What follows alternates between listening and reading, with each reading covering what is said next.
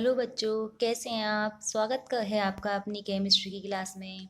आज हम आगे चलते हैं। चैप्टर 9 चल रहा था अपना, उपसह संयोजी यौगिक या संकुल यौगिक या जटिल यौगिक। लास्ट वीडियो में हमने देख लिया था कि द्विक लवण क्या होते हैं और जटिल यौगिक क्या होते हैं, उनमें क्या अंतर होता है और कैसे हम पहचानेंगे कि इस द्विक लवण कौन सा है और संकुल लवण कौन सा है। ठीक है, उसकी शब्दावली देखी थी तो हमने देखा था कि कोई भी संकुल लवण जो होता है उसमें एंटिटी होती है। एंटिटी में दो मुख्य चीजें होती हैं, एक तो होता है केंद्रीय धातु परमाणु और दूसरा होता है लिगेंड। ओके, तो हम इस वीडियो में आज लिगेंड के बारे में पूरी डिटेल देखेंगे, पूरा एक्सप्लेनेशन देखेंगे कि लिगेंड क्या होते हैं, कितने प्रकार के होते हैं और उनको क्या क्या नाम दिए जाते हैं। ठीक है ना, तो लेट्स स्टार्ट। लिगेंड्स। लिगेंड्स क्या होते हैं? लिगेंड का मतलब होता है परमाणु या परमाणुओं का वह समूह जो इलेक्ट्रॉन युग्म देने की प्रवृत्ति रखते हैं तथा केंद्रीय धातु परमाणु के साथ उप सहसंयोजी बंध बनाते हैं, उन्हें हम लिगेंड कहते हैं। ठीक है, मैंने आपको बताया था कि जो उप सहसंयोजी बंध होता है तो उसमें एक तो ग्राही परमाणु होना चाहिए और एक दाता परमाणु होना चाहिए। तो ग्राही परमाणु के रूप में तो काम करता है केंद्रीय धातु परमाणु और दाता परमाणु के रूप में कार्य करता है लिगेंड। तो लिगेंड वो परमाणु या परमाणु का समूह होना चाहिए जिसके पास इलेक्ट्रॉन युग्म उपस्थित है और उसका अष्टक पूरा हो चुका है, उन्हें हम लिगेंड कहते हैं। लिगेंड धनात्मक भी हो सकते हैं, ऋणात्मक भी हो सकते हैं या उदासीन भी हो सकते हैं। जैसे देखो, हमने कल उस दिन एग्जाम्पल देखे थे। CN- साइनाइड लिगेंड है, NH3 एक उदासीन लिगेंड है, Cl- ये भी ऋणात्मक लिगेंड है, H2O यानी कि जल ये उदासीन लिगेंड है, SO4- यानी कि सल्फेट ये ऋणात्मक लिगेंड है। ठीक है ना, तो ये लिगेंड कई तरीके के हो सकते हैं, अभी हम एक करके इनको एक्सप्लेन करेंगे। और अब दूसरी बात है कि हमने कहा कि उपसहसंयोजी बंध बनाने के लिए जो लिगेंड होगा यानी जो दाता परमाणु होगा वो परमाणु या परमाणु का समूह है, तो लेकिन उसमें दाता परमाणु तो एक ही होगा। तो लिगेंड का वह परमाणु जो इलेक्ट्रॉन युग्म देगा वो ही दाता परमाणु कहलाएगा।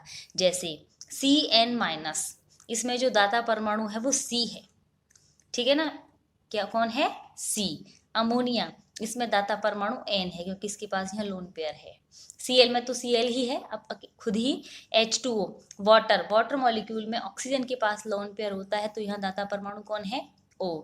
सल्फेट-2 में भी ऑक्सीजन ही दाता परमाणु के रूप में व्यवहार करता है। ठीक है ना, तो यहाँ इन उदाहरणों में हमने देखा कि एक एक ही दाता परमाणु थे, लेकिन लिगेंडों में ये बिल्कुल जरूरी नहीं है कि दाता परमाणु एक ही हो, एक से अधिक भी हो सकते हैं। तो लिगेंड में जो दाता परमाणु की संख्या होती है उसे कहते हैं हम दंतुकता। दंतुकता कहते हैं कि किसी लिगेंड में जितनी भी दाता परमाणु होंगे वो उनकी दंतुकता कहलाएगी और जो उसकी दंतुकता होगी वास्तव में वो उतने ही उप सहसंयोजी बंधों का निर्माण करेगा। एक दाता परमाणु है तो एक उप सहसंयोजी बंध का निर्माण होगा, दो दाता परमाणु होंगे तो दो उप सहसंयोजी बंधों का निर्माण होगा। ऐसा कभी नहीं होगा जैसे यहाँ ऑक्सीजन के पास दो लोन पेयर हैं तो ऐसा कभी नहीं होगा कि दो दो उप सहसंयोजी बंध बना ले। एक दाता परमाणु एक ही उप सहसंयोजी बंध बना सकता है, कभी भी दो उप सहसंयोजी बंध नहीं बना सकता। ठीक है, तो अब हम इनकी दंतुकता के आधार पर करते हैं इनका वर्गीकरण। ठीक है ना, तो सबसे पहला वर्गीकरण है इनका दंतुकता के आधार पर। एक दंतुक लिगेंड, एक दंतुक यानी जिसमें दाता परमाणु की संख्या एक हो या जो एक ही उप सहसंयोजी बंध का निर्माण कर सकता है, उन्हें हम कहते हैं मोनोडेंटेट लिगेंड यानी कि एक दंतुक लिगेंड। ये उदासीन भी हो सकते हैं, धनात्मक भी हो सकते हैं और ऋणात्मक भी हो सकते हैं। पहले उदासीन की बात करते हैं। सबसे पहले अमोनिया। अमोनिया में दाता परमाणु कौन है? Nitrogen, N। और जब इसका नाम लिखेंगे हम यहाँ उपसहसंयोजी यौगिक के रूप में तो इसको लिखा जाता है एमीन। अमोनिया नहीं लिखते, एमीन लिखते हैं। ठीक है, वाटर, जल में दाता परमाणु क्या है? O, इसके पास ही लोन पेयर होता है और यहाँ जब इसका नाम लिखेंगे तो इसको कहा जाता है एक्वा। जल या वाटर नहीं लिखते, एक्वा लिखते हैं। नाइट्रिक ऑक्साइड NO, ठीक है, इसमें दाता परमाणु N है और इसको लिखा जाता है नाइट्रोसिल। कार्बन मोनोऑक्साइड, ये भी बहुत अच्छा लिगेंड है। ठीक है, और यहाँ दाता परमाणु के रूप में है C और इसको लिखा जाता है कार्बोनिल। पिरिडीन, पिरिडीन PY से भी डिनोट किया जाता है। इसमें नाइट्रोजन दाता परमाणु होता है और इसको पिरिडीन के रूप में ही लिखा जाता है। धनात्मक ligand NO2+, NO+, NH2, NO3, NH3+। NO2 plus nitro समूह होता है। नाइट्रो जब किसी भी आवेश पर या किसी भी मूलक पर धनावेश होता है तो उसके अक्सर अक्सर ओनियम जोड़ा जाता है। तो नाइट्रो समूह है, नाइट्रो सो समूह है और ये हाइड्रोजीन है। इनमें सभी में दाता परमाणु N है।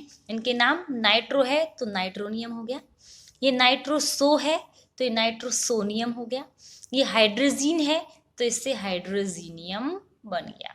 लेकिन ये कम ही काम में आते हैं। ज़्यादातर जो लिगेंड हैं वो ऋणात्मक हैं या फिर कुछ उदासीन लिगेंड हैं। और ऋणात्मक लिगेंडों की बात करते हैं अपन।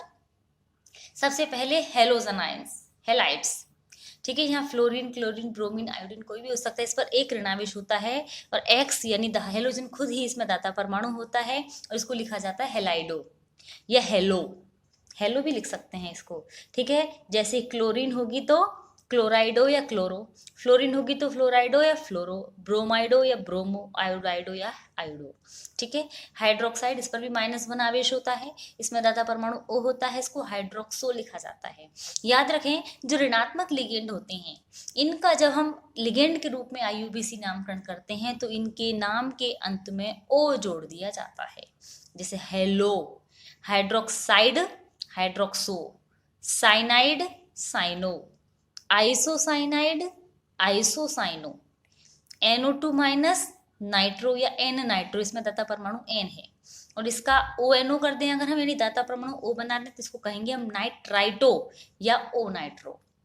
ये एसीटेट है तो इसको लिखेंगे एसीटेटो, ये साइनेट है तो इसको लिखेंगे साइनेटो, NCO कर दिया तो इसको कहते हैं आइसो। याद रखना जब नाइट्रोजन आगे आ जाता है तो हमेशा आइसो लग जाता है। देखो साइनाइड, आइसोसाइनाइड, साइनेट, आइसोसाइनेट, तो यहाँ आइसोसाइनेटो।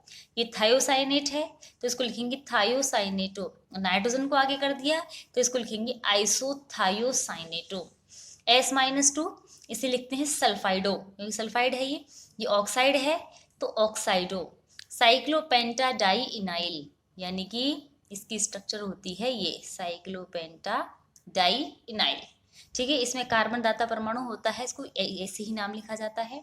परोक्साइड है ये तो परोक्सो, सल्फाइट है तो सल्फाइटो, सल्फेट है तो सल्फेटो और कार्बोनेट है तो कार्बोनेट, ठीक है। इस तरीके से जो भी लिगेंड का नाम, आयन का नाम होगा जो उसका लिगेंड के रूप में नाम लिखेंगे तो O जोड़ दिया जाता है।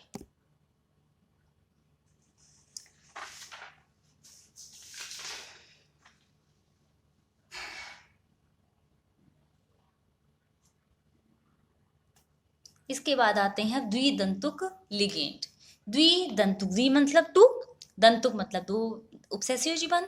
द्विदंतुक लिगेंड का मतलब होगा इनमें 2 दाता परमाणु होंगे, वो दोनों दाता परमाणु अलग अलग उपसहसंयोजी बंध का निर्माण करेंगे, ठीक है। ये धनात्मक नहीं होते, या तो उदासीन होते हैं या ऋणात्मक होते हैं। जैसे सबसे पहले ऑक्जेलेट C2O4-2 होता है, इसको शॉर्ट में OX लिखा जाता है, ठीक है। OX इस रूप में लिखा जाता है और इसमें दोनों ऑक्जेलेट की स्ट्रक्चर क्या होती है COO, इस पर भी O- है और इस पर भी O- है, दोनों ही O दाता परमाणु है इसमें, इसको लिखा जाता है ऑक्जेलेटो, O जोड़ दिया।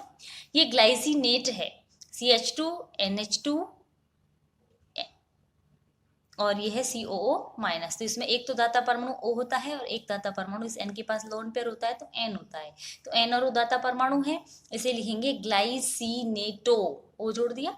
डाई मिथाइल ग्लाइऑक्सिम, C से एक CH3 जुड़ा हुआ है और एक ऑक्सिम समूह जुड़ा हुआ है, ठीक है। तो यहाँ एक तरफ N और एक तरफ O दाता परमाणु है, इसको लिखेंगे हम डाई मिथाइल ग्लाइऑक्सिमेटो, ठीक है, O लगा दिया।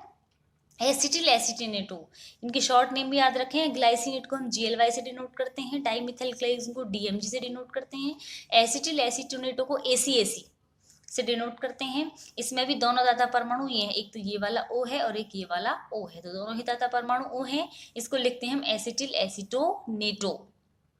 इथाइलिन डाइएमीन बहुत इंपॉर्टेंट एग्जाम्पल है, ये बहुत पूछे जाने वाला एग्जाम्पल है। Ethylene diamine, ethylene means CH2 diamine यानी कि दोनों पर NH2 जुड़े हुए हैं। दोनों NH2 के पास एक एक लोन पेयर होता है, इसलिए दोनों ही दाता परमाणु हैं। इनका नाम ऐसे ही लिखा जाता है, इथाइलिन डाइएमीन, और स्मॉल en से इनको डिनोट किया जाता है। नहीं, ये जरूरी नहीं है हम पूरा ये नाम लिखें या पूरी स्ट्रक्चर बनाएं, केवल en लिख के भी हम इसको प्रदर्शित कर सकते हैं। डाइपिरिडिल, डाइपिरिडिल का मतलब दो पिरिडीन आपस में जुड़ी हुई हैं ऑर्थो पोजीशन से, ठीक है। DIPY से इसको डिनोट किया जाता है। दोनों नाइट्रोजनों के पास यहाँ एक एक लोन पेयर होता है, इसलिए दोनों ही इसमें दाता परमाणु N है, तो इसका नाम ऐसे कैसे ही लिखा जाता है, डाइपिरिडिल। इस तरीके से ये कुछ एग्जाम्पल हैं जो सभी द्विदंतुक लिगेंडों के एग्जाम्पल हैं, ठीक है। अब द्विदंतुक के बाद त्रिदंतुक, चतुर्दंतुक, ये सब हो सकते हैं, तो इन सबको हम एक ही कैटेगरी में डाल देते हैं, जिन्हें कहते हैं हम बहुदंतुक, ठीक है। बहुदंतुक का मतलब होता है जिनमें लिगेंडों की संख्या या कहें दाता परमाणु की संख्या 3 या 3 से अधिक होती है, ठीक है ना। जितने दाता परमाणु होंगे उतने ही उपसहसयुजी बंधों का निर्माण हो जाएगा, ठीक है। जैसे त्रिदंतुक लिगेंड, त्रि मतलब 3, तो जिसमें 3 दाता परमाणु होंगे या जो 3 उपसहसंयोजी बंधों का निर्माण करेगा, जैसे है DIEN यानी कि डाई इथाइलिन ट्राईएमीन।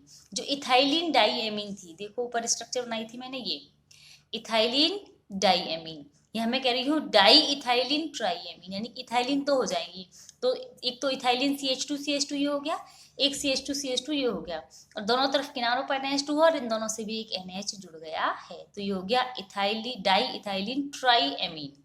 और तीनों की तीनों एमीन के पास, नाइट्रोजन के पास है एक एक लोन पेयर होता है, तो तीनों एन यहाँ दाता परमाणु हैं और यहाँ से ये एक एक उपसहसयुजी बंध बना सकते हैं। चतुर्दंतुक यानी जिसमें 4 दाता परमाणु हो। इसी का अगला बड़ा भाई है, इसके बड़ाई में यहाँ इथाइलिन डाइएमीन को डाई इथाइलिन ट्राईएमीन किया था, अब एक और जोड़ दिया तो ट्राई इथाइलिन टेट्राएमीन, दोनों चीज जोड़ दी। ट्राई इथाइलिन यानी कि 3 CH2 हैं, CH2 ये तो ट्राई इथाइलिन हो गया। टेट्राएमीन दोनों किनारों पर NH2 और इनको भी आपस में हमने NH से जोड़ दिया, तो यहाँ 4 NH एमिनो समूह हो गए। चारों एमिनो समूह में नाइट्रोजन के पास एक एक लोन पेयर है, तो चारों ही यहाँ चतुर्दंतुक या 4 उपसहसयुजी बंधों का निर्माण कर सकते हैं। पंचदंतुक लिगेंड, पंचदंतुक और षडदंतुक दोनों ही का उदाहरण है EDTA, उसमें आवेश का अंतर है। EDTA क्या होता है, देखो मैं बता रही हूँ, EDTA की फुल फॉर्म होती है इथाइलिन डाईएमीन। इथाइलिन मतलब CH2 डाईएमीन यानी कि दोनों तरफ NH। TA का मतलब होता है टेट्रा एसिटिक एसिड, ठीक है, टेट्रा एसिटिक अम्ल, यानी नाइट्रोजन से यहाँ 2 इधर और 2 इधर एसिटिक अम्ल समूह जुड़े हुए, यानी कि CH2COOH जुड़े हुए हैं। अब यहाँ दोनों नाइट्रोजन के पास एक एक लोन पेयर होता है, और यहाँ जो चारों एसिटेट आयन हैं इनके पास भी एक एक लोन पेयर होता है, लेकिन ये बिल्कुल ज़रूरी नहीं है कि ये सभी लोन पेयर एक साथ काम में आ जाएं। अगर यहाँ ये 3 लोन पेयर काम में आ रहे हैं, चौथा काम में नहीं आ रहा, तो 3 तो लोन पेयर की और 2 ये, कुल मिला के कितने दाता परमाणु हो गए, 5, तो उसकी वो पंचदंतुक बन जाएगा। और लास्ट वाला भी अगर काम में आता है तो षडदंतुक बन जाएगा। और मान लीजिए हम इन दोनों दो लोन पेयर्स को काम में लेते हैं और 2 को काम में नहीं लेते, तो ये चतुर्दंतुक भी बन जाएगा, ठीक है। इस तरह से बहुदंतुक का मतलब हो गया जिनमें दाता परमाणु की संख्या 3 या 3 से ज्यादा हो। इसमें सबसे ज्यादा इंपॉर्टेंट EDTA ही है, ठीक है, स्पेशल क्वालिटी है इसकी, क्योंकि इसकी दंतुकता बदल भी सकती है। अगला जो प्रकार है अपना वो है उभय दंतुक लिगेंड, यानी कि एम्बीडेंटेट लिगेंड। इस साल एग्जाम में पूछा गया था ये बोर्ड के एग्जाम्स में। उभय दंतुक लिगेंड क्या होते हैं, उभय, उभय का मतलब तो कॉमन, दंतुक मतलब बंध बनाने की क्षमता है, कि वे लिगेंड जिनमें दाता परमाणु तो 2 हैं, लेकिन उनका एक दाता परमाणु ही एक बार में बंध बना सकता है, दूसरा बंध नहीं बना सकता। यानी 2 दाता परमाणुओं के होने के बावजूद भी बंध केवल एक तरफ से ही बनेगा। ऐसे लिगेंडों को ही हम उभय दंतुक लिगेंड कहते हैं। जैसे देखो अभी हमने एग्जाम्पल देखे थे, साइनाइड, साइनो CN-, अगर C से बनता है बंध तो इसको साइनो कहते हैं, और N से बनेगा तो उसको आइसोसाइनो कह देंगे। तो एम्बिडेंटेट है, लेकिन या तो साइनो ही बनेगा या आइसोसाइनो ही बनेगा। ऐसा कभी नहीं होगा कि सी से भी लिगेंड बन जाए और एन भी लिगेंड के रूप में वर्क करने लगे। ऐसे साइनेटो यानी कि CNO माइनस और आइसोसाइनेटो यानी कि NCO माइनस। यहाँ दाता परमाणु C है और यहाँ दाता परमाणु N है। NO2 माइनस और ONO माइनस। यहाँ दाता परमाणु N है और यहाँ दाता परमाणु O है, तो हमने इसका नाम भी ऐसे लिख दिया है N नाइट्रो और O नाइट्रो। ठीक है। थायोसाइनेटो यानी कि SCN माइनस, यहाँ दाता परमाणु S है और NCS माइनस कर दिया तो दाता परमाणु N को बना दिया, तो ये बन गया आइसोथायोसाइनेटो। तो इस तरीके से ये हो गए उभय दंतुक लिगेंड। अब अगला जो प्रकार है वो है लचर दंतुक लिगेंड यानी कि फ्लेक्सी डेंटेड, जो अभी मैंने आपको बताया था। क्या EDTA का एग्जाम्पल बताया था मैंने। EDTA में क्या था कि मैंने पंचदंतुक में भी उसका उदाहरण बताया था और षडदंतुक में भी बताया था। इसका मतलब उसमें दाता परमाणु तो 6 हैं, लेकिन ये बिल्कुल जरूरी नहीं है कि 6 के 6 दाता परमाणु एक साथ बंध बनाएं। यानी ये वे लिगेंड है जिनकी दंतुकता परिवर्तित तो हो जा सकती है। जैसे EDTA का उदाहरण, इसका पूरा नाम बताया था मैंने आपको, इथाइलिन डायमीन टेट्राएसिटिक अम्ल। तो यहाँ देखिए इसकी स्ट्रक्चर चार तरफ H2COH जुड़े हुए हैं, तो एक दाता परमाणु यहाँ ये है, दूसरा ये है, तीसरा यहाँ वाली ऑक्सीजन, चौथा यहाँ वाली ऑक्सीजन, पांचवी ये वाली ऑक्सीजन, छठवीं ये वाली ऑक्सीजन, सभी हैं। लेकिन अगर हमने देखो ये 2 नाइट्रोजन तो दाता परमाणु ग्रुप में हमेशा व्यवहार करेंगे, लेकिन यहाँ ये जो कार्बोक्सिलिक ग्रुप हैं, इन चारों कार्बोक्सिलिक ग्रुप में कम से कम 2 कार्बोक्सिलिक ग्रुप्स को EDTA या लिगेंड के रूप में व्यवहार करना पड़ेगा। तो अगर 2 ही एसीटेट कार्बोक्सिलिक आयन अपना H+ त्याग देते हैं और माइनस हो जाते हैं, तो 2 माइनस आवेश आ गया, तो ये चतुर्दंतुक बन जाएगा। यानी 2 लिगेंड तो यहाँ 2 दाता परमाणु ये और 2 एसीटेट जो बन जाएंगे वो। ठीक है। अगर हमने एक कार्बोक्सिलिक ग्रुप का H+ और निकाल दिया, ठीक है ना, यहाँ से निकाल चुके, यहाँ से निकाल चुके, तो 1 2 3 4, अब हमने मान लीजिए ये भी निकाल दिया, तो ये भी लिगेंड की तरह वर्क करने लगेगा, दाता परमाणु बन जाएगा। तो 1 2 3 4 5 पंचदंतुक बन गया। ठीक है। और अगर हमने ये वाला H भी निकाल दिया प्लस के रूप में, तो सभी जगह माइनस आवेश आ जाएगा, और सभी जगह माइनस आवेश आता है, ये क्या बन गया EDTA -4, तो ये बन गया षड दंतुक।